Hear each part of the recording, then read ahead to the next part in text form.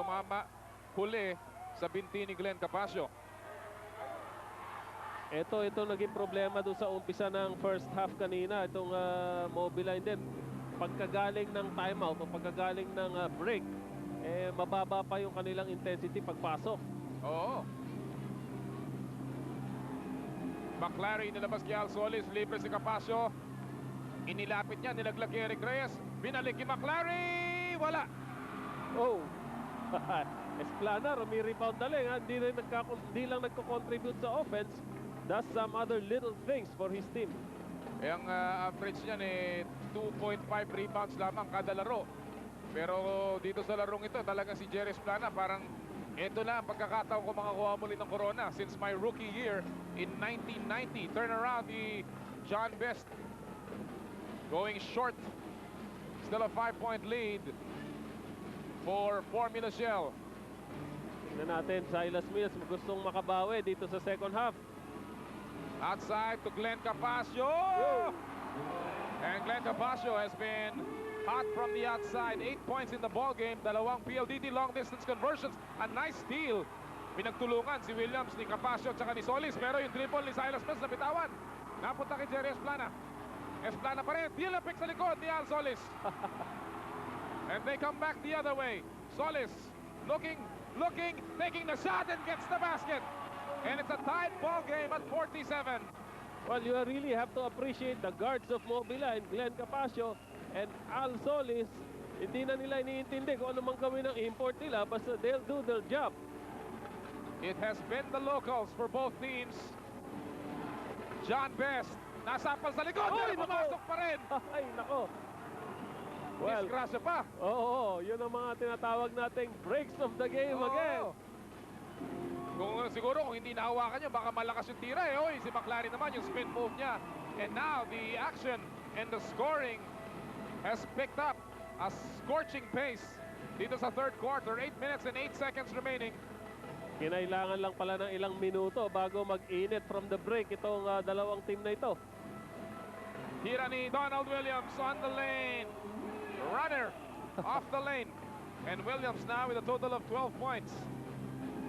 Back to a 2-point lead para sa Formula Shell. Mobiline has tasted the lead only once.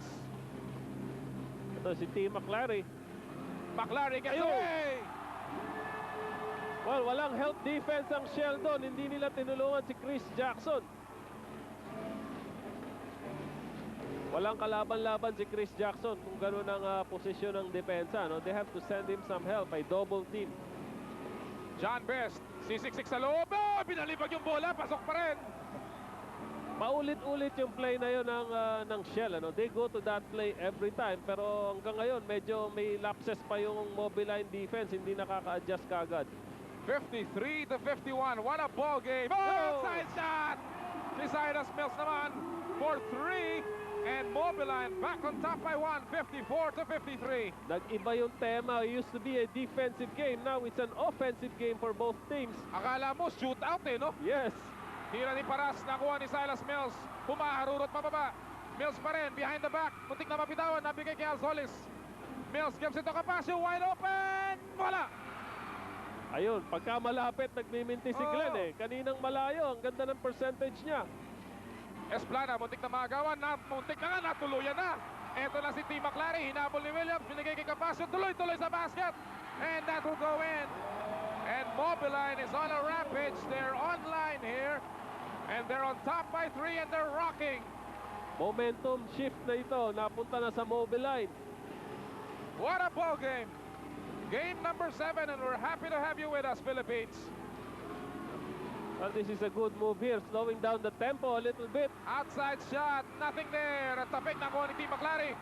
At may foul si Chris Jackson. Oh, pambihira itong larong ito. Ay, nako, game 7 na to. Championship. And this is only one half of our doubleheader tonight. Eric Altamirano looking on as his team has erected a 3-point lead. All of a sudden, his imports are alive and kicking. They're on top by 3.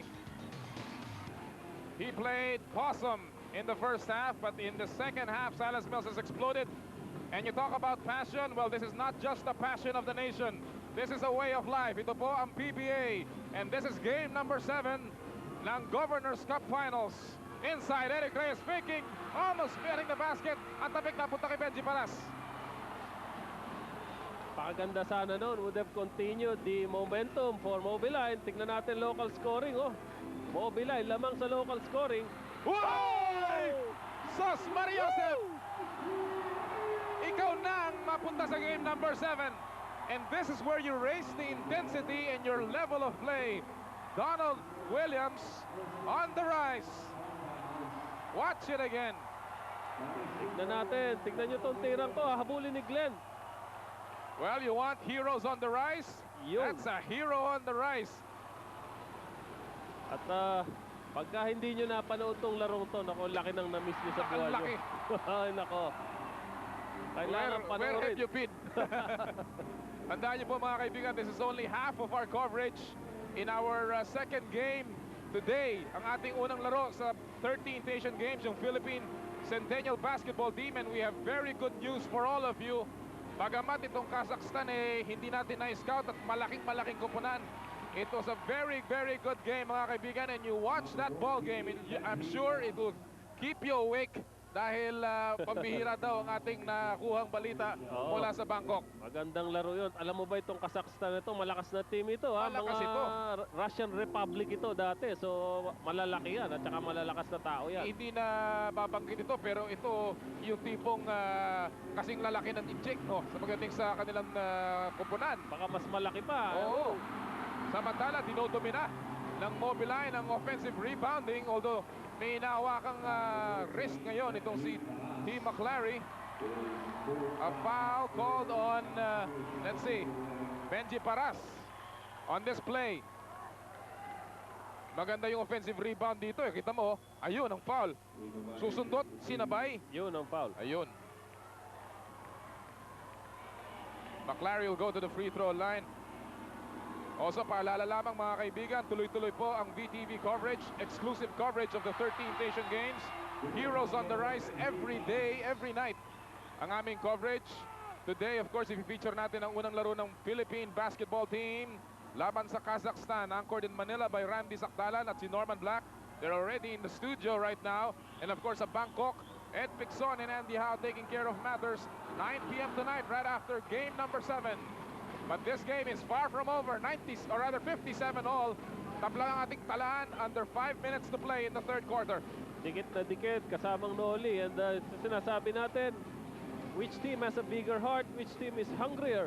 Eto, malapit na nating makita sagot. And which team is destined to win another crown? Outside shot! He is red hot here in the third quarter. Total of 9 points para kay John Best. May kabuwang 23 puntos. Abante muli ng 3 ang Formula Shell. Hindi bumibitaw ang kahit na anong koponan dito. At puro double team na rito sa Shell. Ang kailangan bantayan nila yung 3-point shot. Muntik na maagawan. 6 seconds na lamang sa shot clock na Mobiline. McClary knows it. Ang bola natapik. Kailangan niya nang itira. Muntik na pumasok. Offensive rebound ni McClary. Ay, ang ganda ng tapik ni Jerry Plana sa ilalim. And there's gonna be a foul against Silas Mills. That's a tremendous play mula kay Jerry Esplana. Napakagandang play para kay Jerry. Agaw na yon, 2 points na yon para kay McClary, pero na-convert pa niya sa isang steal. Ayan, tingnan natin ang aksyon dito. Malinis ang pagkakatapik ni Jerry sa ilalim. Pati Ayun. pala si Williams Sa likod natapik ni Williams. Nakasali dun sa play na yon, and that cost Mobiline possession. And you know, we have a very colorful crowd dito sa loob ng Cuneta Astrodome, cheering on both teams. Evenly divided itong Astrodome today, ha? Oo. At saka, alam mo, itong mga fans ng both sides, they're just really cheering for their team, ha? They're also very hungry for a victory. Oo. This is actually a rematch ng Centennial Cup Finals na pinanalunan ng Mobiline. Nice tap, tumama sa uli. Dun sa binti ni Patrick Fran, it will remain with Formula Shell. That's another good break in. Nagkakasunod-sunod yung break ng Shell dito. Well, you talk about breaks. Yeng, sabi nga natin, ang Mobiline has never won dito sa Cuneta Astrodome. Mr. Oscar Reyes, ang top man ng Formula Shell or ng Pilipinas Shell. 3-point lead para sa Shell. Outside shot, in and out. Rebound. Tumama kay Patrick Farah. Napunta ngayon kay Silas Mills. He will spin. Naagawan siya ni Jackson. Ahead si John Best. Good night! Yes! Oh! Lumayo na si Tim McLary. Mabuti na control niya yung Muntik na. sarili niya. Ha? Muntik na yun. Muntik na siyang pumal doon ulit kay John Best. And it's back to a 5-point lead. Mills. Yoy! Confident shot. Walang rebounder doon, Yeng. Cool na cool, oh. Another PLDT long distance bomb. 16 points para kay Silas Mills. Adding 8 points dito sa third quarter. Nakapress na ng full court itong Mobiline, adding more pressure to the guards, on the guards of Shell. 2 minuto, 45 saglit po. Nalalabi sa ating third. 3 seconds to shoot. Bailout shot. Nothing there. Rebound ni John Best. Yes! Oh, tumigil na naman si Silas Mills. Hanggang hindi mo naririnig yung pito, kailangan diretso laro lang. Diretso. McLary. Yoy! Papasok din yan. Ay. Woo! Kung ano yung coolness ni Silas Mills, yun naman yung talagang aggressiveness at gigil nitong si Tim McLary. Ha? Hingal kabayo, mga kaibigan, ng magkabilang koponan. And we need this break. Ito po ang bayan ng Superstars. And we're in game number 7. Quality Outlast Battery, winner of International Award for Quality. Muli po isang magandang gabi sa inyo lahat, mga kaibigan. Lalong-lalo na sa aking mga kalalawigan sa Laguna, sa San Pablo City, of course, sa Los Baños, Laguna. Bah, kita mo naman yan. Salamat sa inyo lahat. Ay, nako. Well, you are now being seen on Vintage Television. Ganun pala paraan para makuha ka sa TV. Ha? The night is alive on VTV, and so is this ball game. It's just a 1-point lead para sa Formula Shell, 64-63. Ito na yung guard pressure ng Mobiline. Well, they caught up with Shell with this kind of pressure. Nakita natin kanina, not too much science in this game. Talagang labo-labo, bara-bara na. Ikaw na, ako na. Yan naman, si Victor Pablo naman. Nagpapasimula na rin gumiling. First 2 points ni Victor Pablo, and he certainly has to pick up his scoring. Ano, Yeng? Yes, at yun, importante. Yung mga teammates niya nag-contribute na. Kailangan makapag-contribute na rin si Vic Pablo. Mills pulling up for a 3. Pa naman! Woo! Ngayon, Silas Mills. ngayon nag-iinit ito si Silas Mills. Ngayon, importante at ngayon siya kailangan. That is his third triple of the quarter. Pang-apat na niyang PLDT long distance shot. 19 points para kay Mills. Williams, binobala sa bal! Nice block ni Silas Mills. Well, on both ends of the court, biglang nabuhayan itong si Silas Mills. McLary, inilabas kay Al Solis. Sees Mills. Hinahanap na ngayon nila si Mills. Cross court. Ang haba ng pasa dito. Solis tumira sa labas. Masyadong malakas. Lead pass. Nako. Delikado. Ano si Patrick Fran? Binangga. Offensive foul. Yun ang problema ni Donald Williams, finishing on the fast break. He's not that strong a player to finish on the fast break. Gusto niya pull-up jumper pero nakapwesto na si Patrick Fran. And Patrick Fran is not a member of the all-defensive team for nothing. Tabla pa rin po ang ating talaan. A minute and 10 seconds remaining.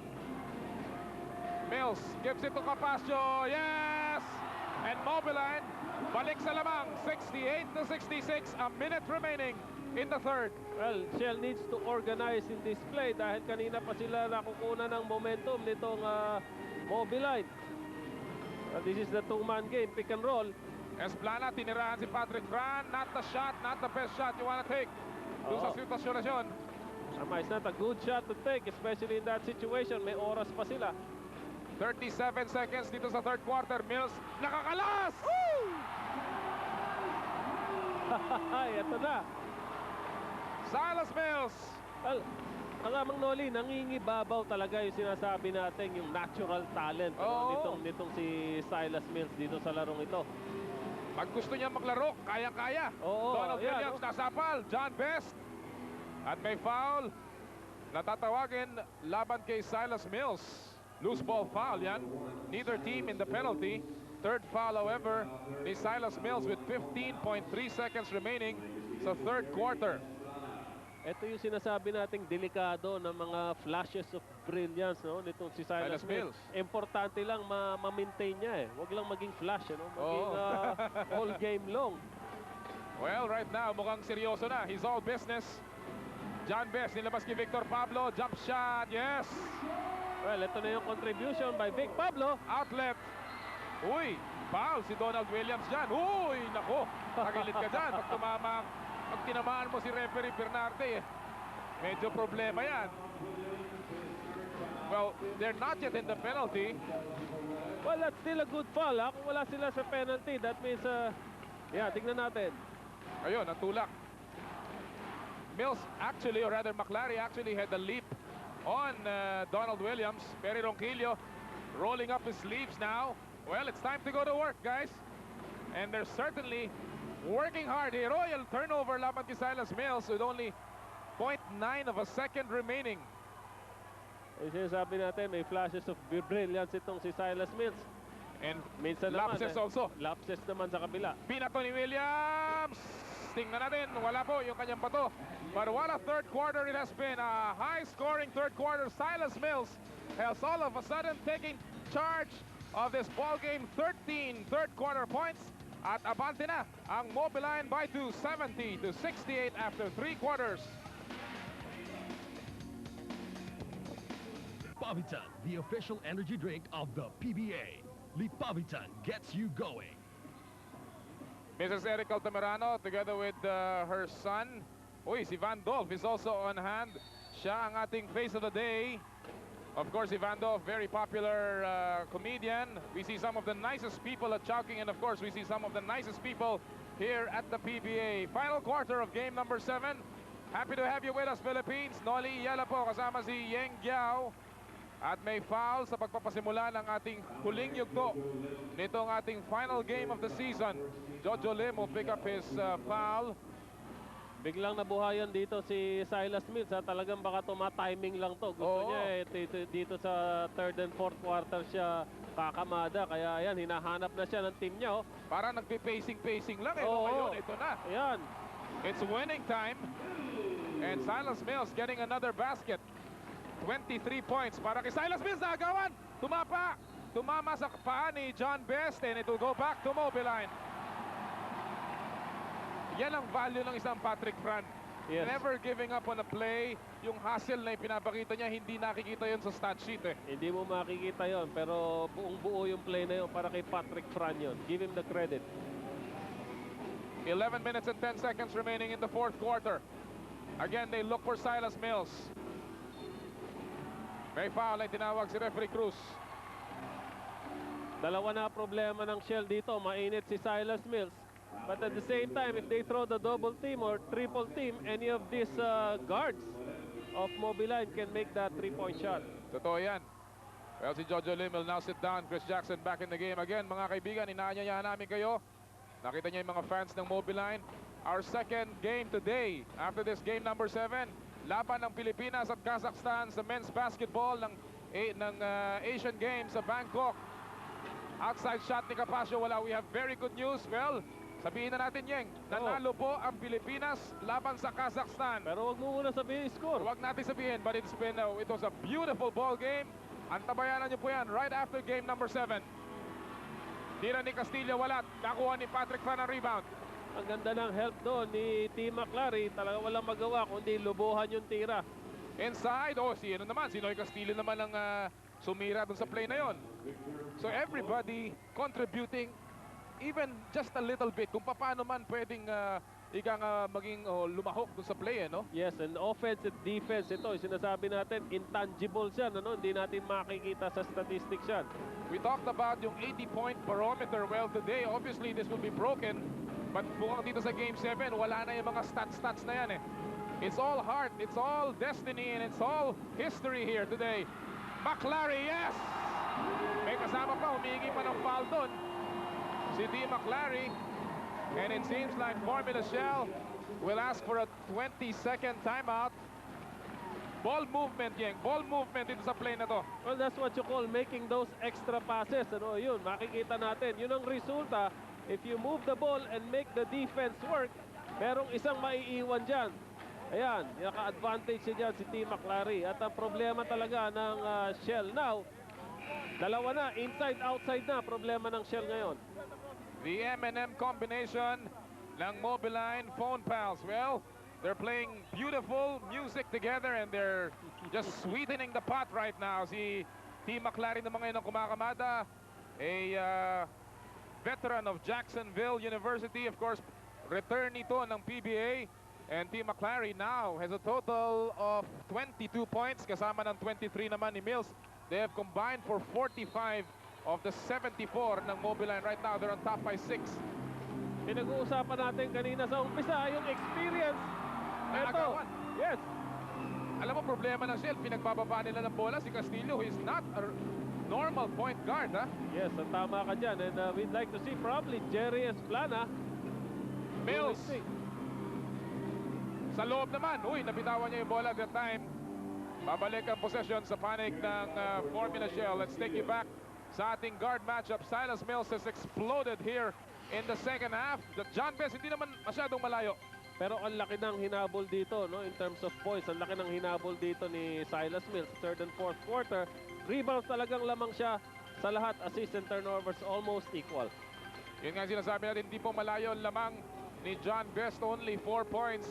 Pero dito sa fourth quarter, hindi pa gumagawa ng puntos itong si John Best. 9.5 remaining. At isang naging silent din dito sa quarter na to, sa last few minutes, itong si Donald Williams. Hirap pa rin. Hirap na hirap talaga.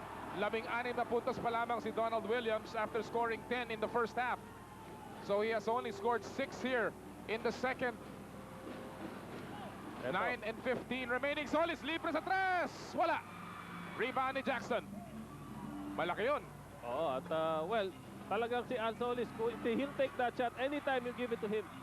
Nagmadali si Williams. Mabuti na lamang at tatapik yung bola pagtungo sa kanya. Paras. Iniwasan. Nakapakaganda naman ng layup ni Benji Paras. Kala mo slow motion. Ano? Hirap na rin si John Best, no? Hirap na rin po umupensa, pumuntos. Hirap si Donald Williams. So who's the next guy in line? Benji Paras takes the responsibility. Will history repeat itself? Mobiline won in the Centennial Cup laban sa Formula Shell in a one-game affair. Now it's down to a one-game affair dito sa Governor's Cup. Outside shot, wala. Tapik ni Mills, lalabas yan. And it will go back to Formula Shell. Maganda pa rin ginagawa ng Mobiline, ano? Ayan, si Mr. Manny Pangilinan. Of course, ang Chief Executive Officer ng PLDT. Top man ngayon, and of course, watching his sister company, ang Mobiline Phone Pals. Ang pansin natin dito sa magkaibang opensa ng Shell at Mobiline, the Mobiline would rather move that ball and pass it around, find the open man.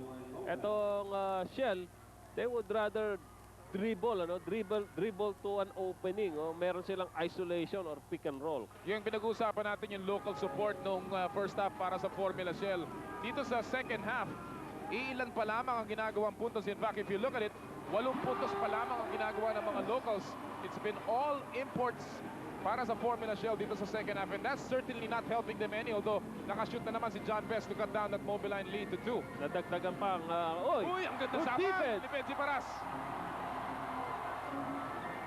Matindi talaga. 2 points lang po ang lamang. Esplana, bounce pass, Benji Paras. Oh!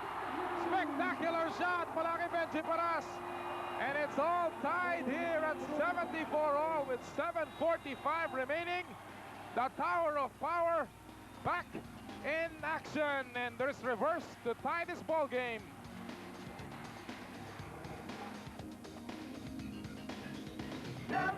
Well, the faces of the Mobiline fans. 7 minutes and 45 na lang po nalalabi sa ating game number 7 at nararamdaman na nila yung intensity at saka yung pressure nitong larong ito. Even if you're just sitting on that particular seat, medyo talaga mararamdaman mo yung pinagdadaanan ng mga players. Saka yung mga asawa nila, lalo na, no? Mga kaibigan nila, kanya-kanyang dasal na rito. At the half, nakita natin some of the wives and their supporters nandun sa may malapit na dugout at talagang parang nagpi-prayer meeting dun. In the meantime, Mobiline back on the attack. Naubusan ng oras sa kanilang shot clock. They should have taken the shot. Libre na si Capasio doon, no? Well, sometimes there's such a thing as overpassing, ano, doon sa situation na yun. Sumobra naman sa pasa. Nakalimutan na yung shot clock. Eric Altamirano with Ryan Gregorio by his side. Altamirano looking for his second crown dito sa PBA. Actually, ang kanilang matchup ni Perry Ronquillo, head-to-head, tabla. 6-6 ang kanilang record. Williams, and that will count. Ang ganda na idinipensa ni Glenn doon, pero talagang magaling lang ito si Donald Williams. Kanina pa niya pinahihirapan yan, pero that time it's Donald Williams over Glenn. Glenn Capasio will pick up now his 5th personal foul, 2nd team foul ng Mobiline, and a 3-point play coming up para kay Donald Williams. Paulit-ulit kong sasabihin to, mga kaibigan, huwag nyo kaming lulubayan right after this ball game. You cannot miss that game. The Philippines Centennial basketball team laban sa Kazakhstan. Panalo po tayo, but it was a hard-fought game against a very strong Kazakhstan team. At makikita nyo ang heroics ng ating mga Filipino Cagers in their search for that precious gold. Ika nga holy grail of sports para sa mga Pilipino. Well, here's the passing game again of Mobiline. Nagawa ni Chris Jackson, pero yung pasa muntik na rimagaw ni Capasio. Abante na Shell. Abante si John Best, and he will give him a 5-point lead. Ngayon, wala na bumababa sa depensa naman ng Mobiline, Yeng. Yung transition, ha? Nakita natin dito, nawili naman sila, moving that ball around. Adjusted na yung defense ng Shell, so they have to penetrate, and slash. Wala nang slasher itong Mobiline, eh. Puro pasa, eh. Yes. Tumina sa labas. Good line, aba naman. He has been red hot. 5 out of 6 from the 3-point range. A good top mula kay Silas Mills. 79-77 is our score. Formula Shell on top by 2. Mills, pumake ng 3. Nakalusot, tuloy-tuloy. Nilabas kay Al Solis for 3. Yes! And all of a sudden, yung 5-point lead na pura na lamang, Yeng. Alam mo, I thought Silas Mills should have taken that shot. Malapit na siya, walang depensa sa harap niya. Pero Sabay nilabas pa. Pinasa pa niya. Balik ang kalamangan sa panig ng Mobiline with 5:43 remaining and a bad pass by Benji Paras.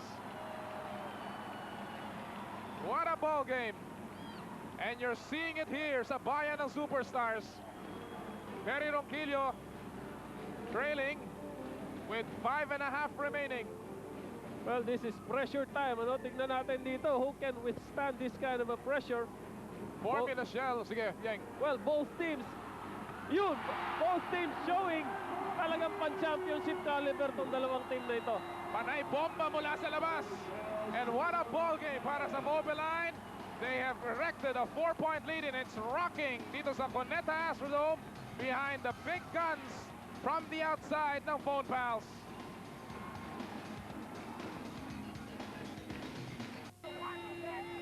The Mobiline fans storming the heavens.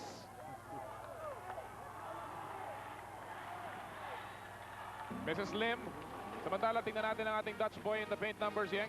Yes, let's look at the numbers now. Umangat na itong Shell dito sa inside points. Rebounds dito lumayo ang Mobiline. And they needed those rebounds actually to go for those fast breaks. At sa block shots, lamang lang ng isa itong Shell. Of course, lamang sa inside points ang Formula Shell. Pero sa labas naman, pagdating sa sniping, lalong-lalo na from 3-point area, Yeng, ang layo, milya-milya lamang ng Mobiline dito. Yes, at pinahihirapan talaga nila yung defensive rotation dito ng Shell. Kung hindi sila maghahabol ng outside shot, they're open, then they can take. Mobiline can make those shots. Kung hindi naman, Silas Mills can penetrate. Outside shot, Williams! Siya naman ang nagpakita. 3-point bomb. Pangatlo yan mula sa PLDT long distance area. 22 points para kay Donald Williams, and the lead has been cut down to 1 after a 9-0 run ng Mobiline. Ito naman ang Formula Shell, babalik na naman. Oo, at courtesy of Donald Williams na kanina, medyo tahimik na pero bumawi ngayon. Solis, titira sa labas! Patay na naman! Ay, nako. Pang-apat na PLDT long distance shot ni Al Solis. 16 points for the pride of Mandaue. And the lead goes back to 4 para sa Mobiline Phone Pals. Pag ganito kainit si Al, you better not leave him open doon sa 3-point shot niyang yan. You better watch out. Yeah. You better not cry. Yo, Outside shot, wala. Offensive rebound ni Benji Paras. Ano ba naman to? We are already past the 80-point mark, although Mobiline is still leading here. Remember, Mobiline has a losing record whenever their opponents shoot more than 80 points. But today is a different day. It's a different game. This is must-see basketball sa bayan ng Superstars. 9 seconds na lamang. Titignan din natin dito yung kanilang attitude towards taking those important crucial shots here, and we know Al Solis, Glenn Capasio will take that important shot if it's needed. Right now, pasa natin kay Sepi Cristobal and report tungkol sa Mobiline. Sepi, what's